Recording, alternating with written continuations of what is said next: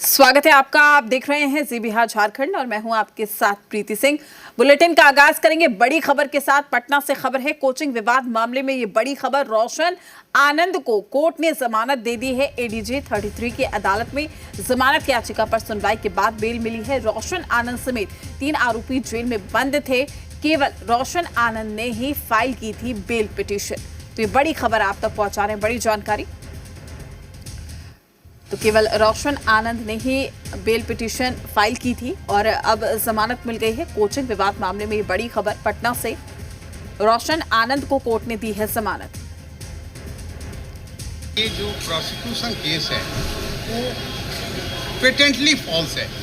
That also जो हमारे client हैं उनका नेम सिर्फ है कि कॉन्स्पिरेसी था, और सब्सिक्वेंट जो दूसरा एफआईआर पुलिस ने किया उसमें एक कहानी दूसरी आ गई। कोर्ट ने ऑब्जर्व किया फाइनली कि भाई आप दोनों कोचिंग इंस्टीट्यूट चलाते हो, हेल्दी कंपटीशन करो, इस तरह का क्राइम उचित नहीं है। And that is my view also. They are teachers, why they are fighting together for their business? They should have an healthy competition and ultimately bail was allowed. तो तीनों जो उसमें जेल में बंद थे, तीनों को बेल मिल गया? नहीं, मेरे केस में एक जो हमारे हैं जो इस इंस्टीट्यूट के मालिक हैं रोशन आनंद को आज उनका ही बिल।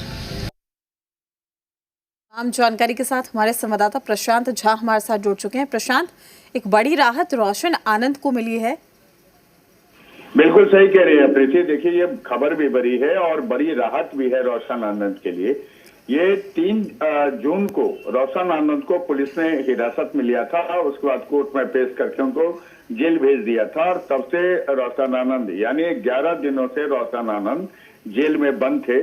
और आज पटना के जो एडीजे हैं 33, उन्होंने इस मामले पर अपनी सुनवाई करते हुए यह फैसला दिया है, उनको जमानत दे दी है।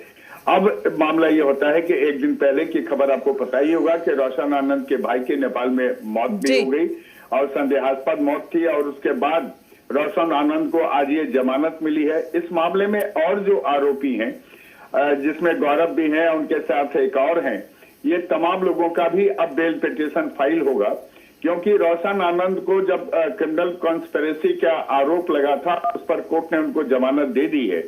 तो अब ये संभावना जताई जा रही है कि इनके साथ जो और लोग इस एफआईआर में नेम्ड एक्यूज थे, उन लोगों को भी अब जमानत मिल सकती है प्रीति। बिल्कुल प्रशांत, और कहीं ना कहीं ये जो मामला है, हम लगातार देख रहे हैं कि इस मामले में हर दिन एक नया मोड़ आ रहा है। हालांकि बेशक रोशन आनंद को जमानत मिल गई है, लेकिन जिसका भी आपने जिक्र किया कि उनके भाई का जो शव है संदिग्ध हालत में बरामद किया गया था, तो ऐसे में यहाँ पर भी कई सवाल खड़े हो रहे हैं और इस मामले से इसको जोड़कर भी देखा जा रहा है।